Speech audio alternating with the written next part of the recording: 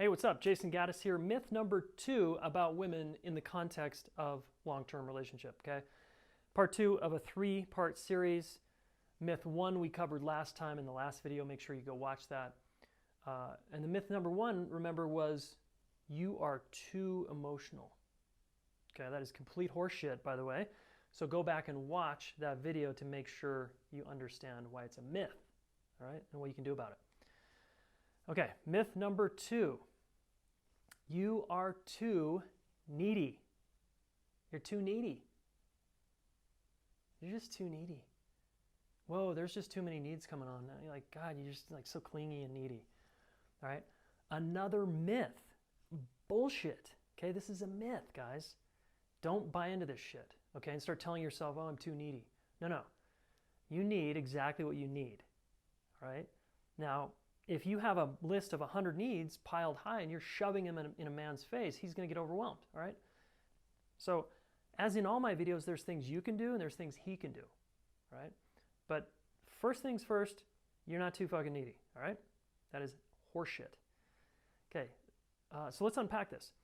What does it mean when a man says you're too needy? He's basically saying, I'm feeling engulfed or trapped or overwhelmed in this relationship, and when you want connection from me, I am like deer in the headlights.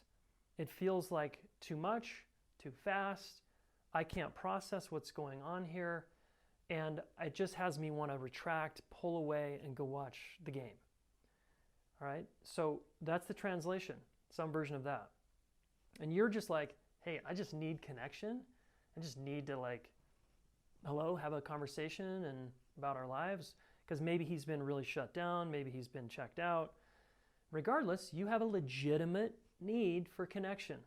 Okay, this is a legitimate need. It will always be a legitimate need. So don't make that wrong. Legitimate need for connection. All right? Now, he doesn't know how to interpret that legitimate need for connection, because he misinterprets it and misunderstands it as something threatening. For whatever fucking reason, this guy sees your need as a threat, all right? Probably because he grew up with a mother who was overly in his grill and in his space as a little boy. All right, it's just basic kind of parent-child dynamics, okay, if you understand psychology. I grew up with a mom, for example, that was like, wanted connection with me.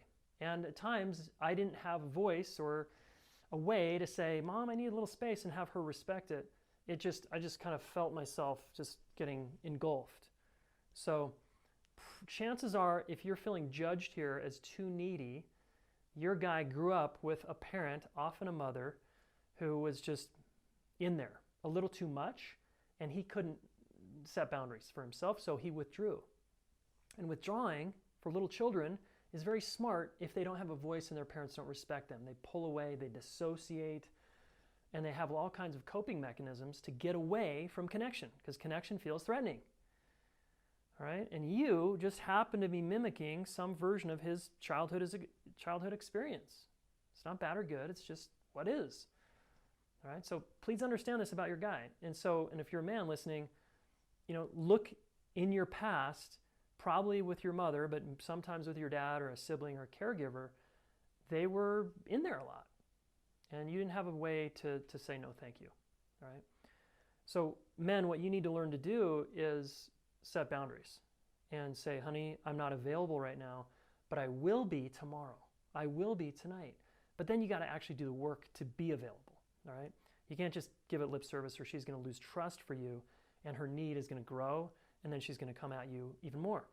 So women, what you can do is temper the desperation you sometimes feel, and learn that if you speak to him and come at him from a desperate place, you're going to probably get labeled as needy or judged as too much, right?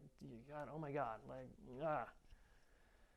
And again, your need is valid, but sometimes you're coming from such an anxious place because of your history, right? Because you had a dad who abandoned you, or you had a parent who died, or the lack of connection felt life-threatening to you.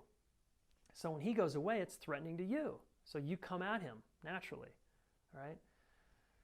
So calm down.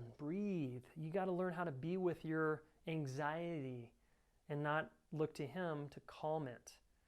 Although, in a long-term relationship, we can do that for each other. Honey, I'm feeling kind of insecure. Will you just reassure me that we're cool?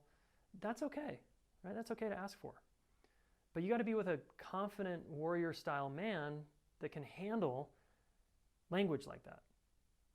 If he's a guy who isn't working on himself and he's kind of checked out, no matter how skillful you put it, he's going to be like, but what you can do is own your anxiety. Honey, I'm anxious. I feel anxious. I feel scared. And I just needed to let you know that. All right? I'd rather you be truthful and honest versus covering it up and then tiptoeing around your guy, which pisses him off even more. So, bottom line, be yourself, right? Be you. It's going to go better, right? And you're not too needy. Here at the Relationship School, we actually teach all human beings have 4 fundamental needs. So if you ever want to come learn those and learn how to communicate those, relationshipschool.com. If you want to deal with this dynamic with this guy right now, go to relationshipschool.com/get-his-heart-back, and I can just show you a few more tools and tips to start to connect with him emotionally, all right? And see if he can do it.